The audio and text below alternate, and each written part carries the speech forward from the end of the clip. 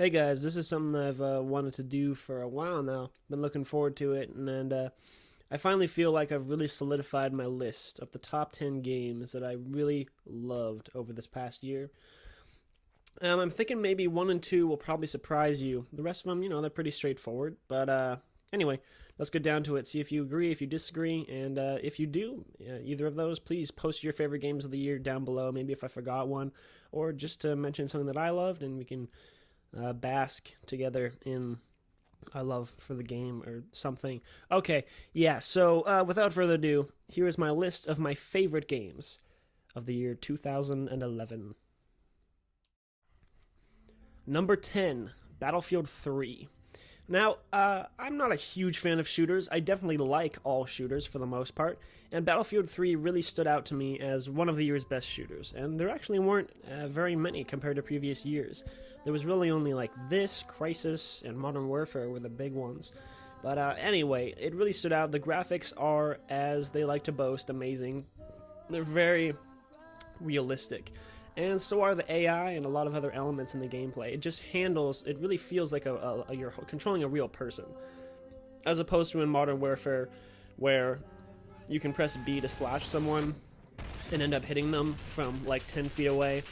I really have to say, and this is coming from someone who's a big fan of the Modern Warfare series, that the multiplayer and the control aspects and the realism of Battlefield 3 absolutely trumps Modern Warfare 3. Of the two, this is the better game, and I've been a fan of both series for quite a long time.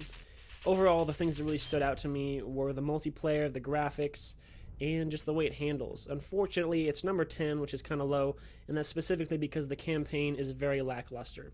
Between the two, I actually did prefer Modern Warfare 3's campaign just because it was so crazy epic, and in comparison, and actually kind of standalone, Battlefield 3's campaign is lackluster at best. It's boring, the firefights are small and controlled, and I honestly didn't finish it because I was kind of bored. But aside from that, it's an outstanding shooter, and I would recommend it to anyone who's a fan of really good online shooters, because the multiplayer for this is highly addictive and very well done.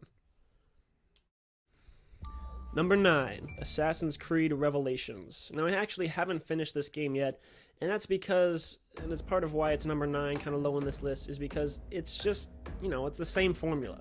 And I'm not trying to bash on it at all. I've been a huge fan of the Assassin's Creed series ever since the first game, and up until this game, I felt like the series, had a pretty good progression.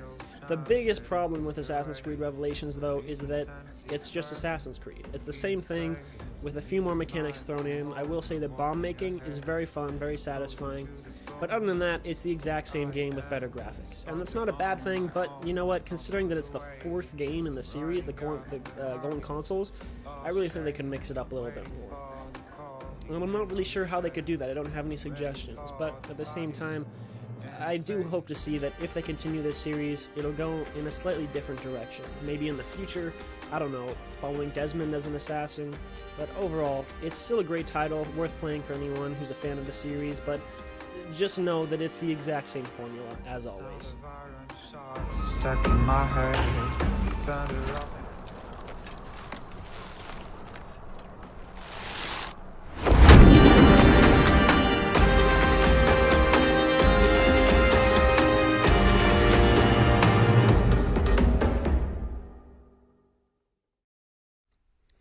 Number 8, Crysis 2. And this one actually came as a big surprise to me because I had never played the first one. I barely heard anything about it except that it was a monster with graphics, and the same was true with the second one. But what really stood out for me was the gameplay mechanics, specifically that of having the nano suit. Essentially what happens is your character has a suit that like straps to his DNA or some bullshit, and you can either use it as a stealth suit, a speed suit, or a power suit, and each one will give you very different mechanics for the campaign. Sometimes you'll be cloaked, sometimes you'll have super strength, etc. And it really made it a unique experience for going through. I will say this though, the campaign, I played on the highest difficulty, and I would have to say that it's pretty easy. I only found myself stuck in a few parts, and the ending was very epic, although it felt like it just kind of happened. It was easier than I was expecting, but nonetheless, incredibly fun. The weapons are pretty unique, really fun to cycle through. The multiplayer, again, is outstanding.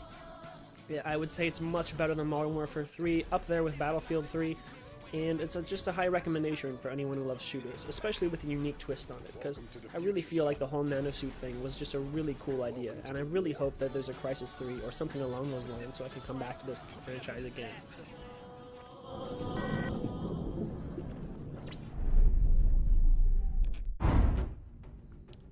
Number 7, League of Legends. And I know this is kind of cheating because it came out in fall 2009, but you know what? I didn't get into it till this year via a recommendation of my friends, and I really love it.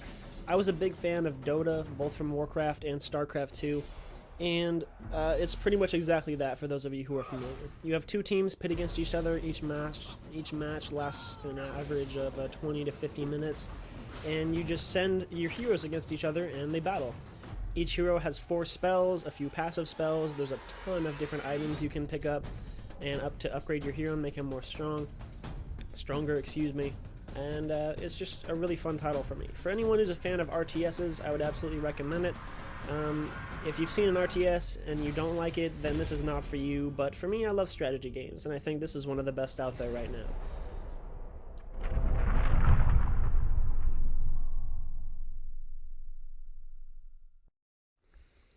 Now, of course, a list of the best games of 2011 could never be complete without mentioning Portal 2, and that's my number 6 game.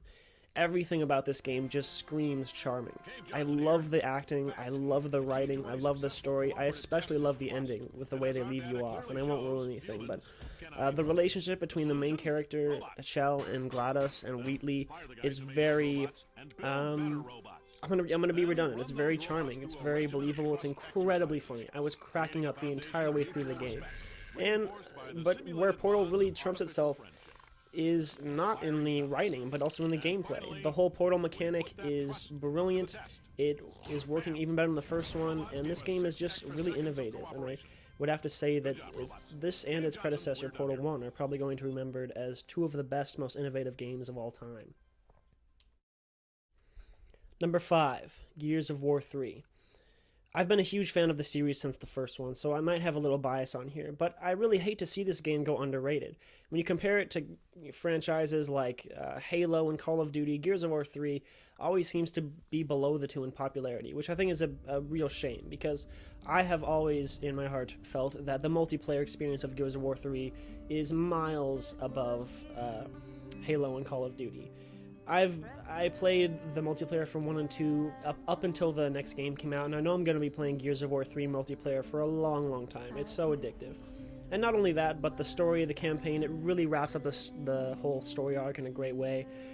You're left off feeling satisfied, like you've really accomplished something, and like the story was worth telling. It's a story that was worth hearing, worth experiencing, excuse me. The characters are great. There's a brand new mode called Horde mode in multiplayer, which is completely addictive, really fun. Or excuse me, called Beast mode, that's really fun. And, you know, it's pretty much the same thing with better graphics, and better weapons, and better mechanics. So, if you're a fan of the first two, absolutely play this. If you've never played a Gears of War game, but you love shooters, definitely go out and try this. I promise you will not be let down, and chances are you'll end up loving it. Alright, now before all of you form a fucking lynch mob and murder me, let me explain myself. Number 4 for me is The Elder Scrolls V Skyrim, and this is simply because this is not exactly my type of game. I played Oblivion up to the end of the storyline. I got to like level 15 or something, and I didn't love it. I thought it was, you know, fun, but not great. And I had a much more, I should say, passionate experience, but basically the same experience with Skyrim. I clocked in about 60 hours of gameplay. I still haven't finished the story. I've done a lot of the side quests, and it's finally gotten to that point where I'm kind of like, alright, I'm ready to move on. For me, Skyrim, I wasn't really looking forward to it until all of my friends started praising it as what's going to be the best game of the year. And if it wins best game of the year all around, I would be satisfied with that, I agree, but it's simply not my type of game. The games I prefer are games that are more story-heavy. And Skyrim is, you know, it has a decent story, but every time I got to a new plot point where you had to follow the quest line, you know, to advance the next part of the plot, I honestly felt like it was just not... There just wasn't any heart to it, and that's what I love about video games, is that they are a storytelling medium. And that's really true with my top 3 games coming up. So overall, I think Skyrim is a brilliant game. As far as open RPGs go, it's the best, probably the best of all time, but it's simply not for me. I need a story that's more heavy on linear storytelling, and but you know, I'm gonna own Skyrim for a long time. I'm sure I'm gonna replay it a bunch of times. It's still an outstanding game, and I would recommend it to anyone and everyone who's a fan of RPGs.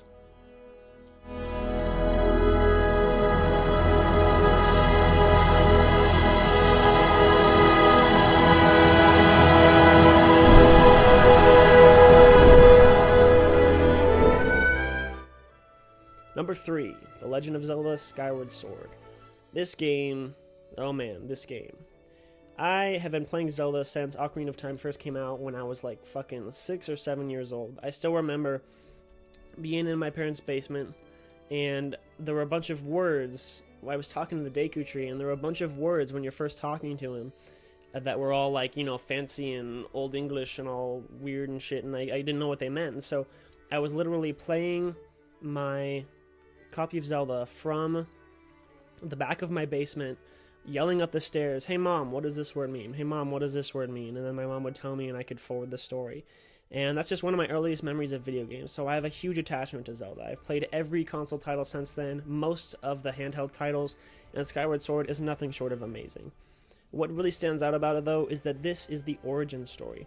Skyward Sword tells you everything that we don't know about the Triforce, about Hyrule, the Master Sword, even the origins of Link, Zelda, and Ganon. It's just completely epic.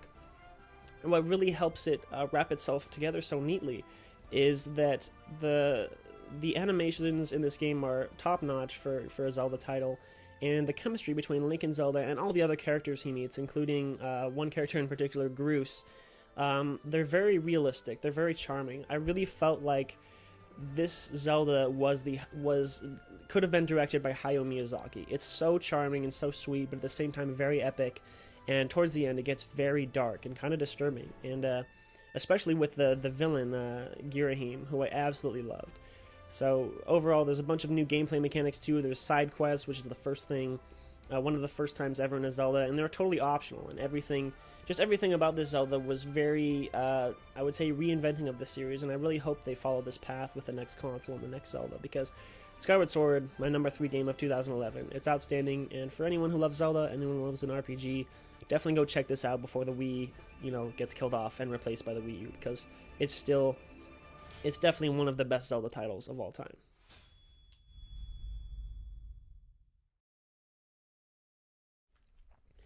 Alright, now this may surprise some people, but my number 2 game of 2011 is Dead Space 2. Looking back on it, while I was making this list, I kept thinking to myself, you know, what are the games that stuck out to me?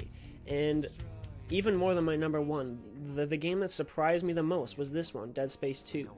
Everything about it is essentially what I love in a video game. I love talent trees, I loved the system of upgrading Isaac's armor and his weapons, I loved the story, loved how linear it was, but it's not required to be linear because you can backtrack to different areas and, you know, find secret rooms and all that stuff. I love the enemy design, and above all, I loved that it was really challenging. There were parts where, and I only played it on medium or hard, I think, the first time, and I actually really want to go back and replay the game on the highest difficulty, because it's just an incredibly satisfying experience. The gameplay handles really well. The character development is much better than the first one. The story is pretty deep, really cool, and I don't know, I just love everything about it. And hopefully, for those of you who did not play it, I would highly recommend you go check it out. Maybe even check out the first one beforehand, because it is kind of story heavy. But yeah, I'm gonna go ahead and move on to my number 1 game of 2011.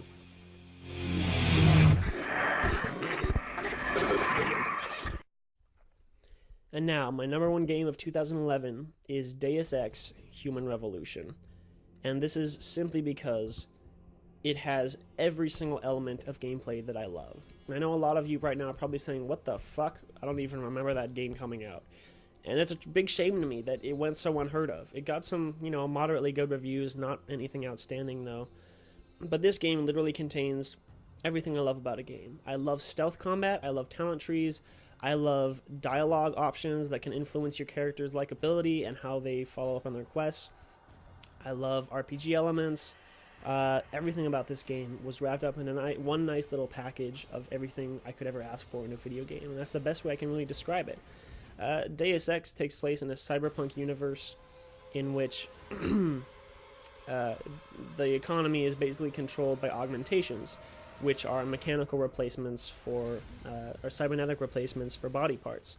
And the economy is very much so run by the buying and selling and trading of corporations and augmentation stock. And everything, as it unfolds, you realize that there's kind of this religious war going on, because there are the purists who believe that augmentations are against God, and then there are the augmentation supporters, which you play an investigator, an ex-SWAT member, who goes around and follows this this whole really deep and unique plot line where he uncovers a bunch of conspiracies in the augmentation world. And what I really loved about it is that it starts off as a small investigation, but by the end of the game, after 40 hours of gameplay, it evolves into your character literally deciding the fate of humanity. Your decision at the end of the game, I think there's like 4 different decisions to be made, and then there's a nice cutscene after each one. Your decisions will actually change the course of augmentation and the course of humanity for future generations to come. So it's just a really epic game. It has a bunch of talent trees that actually force you to either become a stealth player, a tank player, or a combination of both. Every element of this game just screams cool to me, because I love stealth combat, I love talent trees, and it's an open RPG too. There is the linear storyline, but you can also branch off and do tons and tons of hours worth of side quests that are actually really cool, really well written, and they're always really unique. There's none of this game for me was ever really redundant. Everything's very unique in it, and I feel like the way it handled was just an experience that I've really never had before, or at least I have had, but in a combination of different games. Deus Ex is kind of a combination of Splinter Cell with Mass Effect, kind of with Skyrim with the open-ended, quest lines. And it's simply, I mean, I could talk about this game for days, but I'll leave it at this. It combines everything that I love in video gaming, all the elements that I've always loved in past games, and puts them into one nice package. So, there you have it, my top 10 games of 2011, with number 1 being Deus Ex Human Revolution. If you guys want to talk about some of the games you love, or tell me your favorite games, please post below in the comments and a video reply. I would love to talk to you about them. Otherwise, you guys have a great night, and thank you for watching.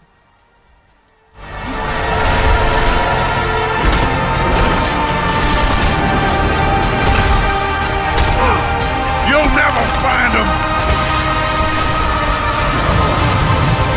I'll never stop looking.